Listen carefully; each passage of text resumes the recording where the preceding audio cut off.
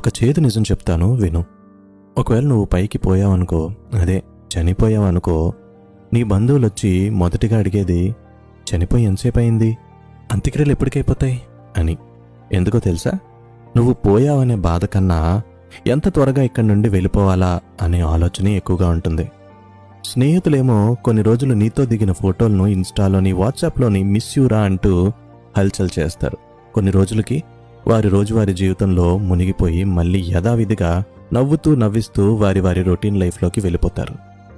నువ్వు ప్రాణంగా ప్రేమించిన వాళ్ళు ఇంకొకరి ప్రేమలో ప్రయాణం సాగిస్తారు.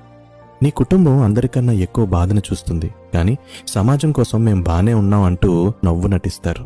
నిజం ఏంటంటే ఈ ప్రపంచం మనలో ఏ ఒక్కరి కోసం కూడా ఆగదు. అందుకే చీకు చింత ఉండనే ఉంటాయి. నీకోసం పోరాడు, నీకోసం బ్రతుకు, నీ గురించి నువ్వు జాగ్రత్తలు తీసుకో. ఎందుకో తెలుసా? నువ్వు పోయాక నీకోసం కన్నీళ్లు పెట్టుకున్న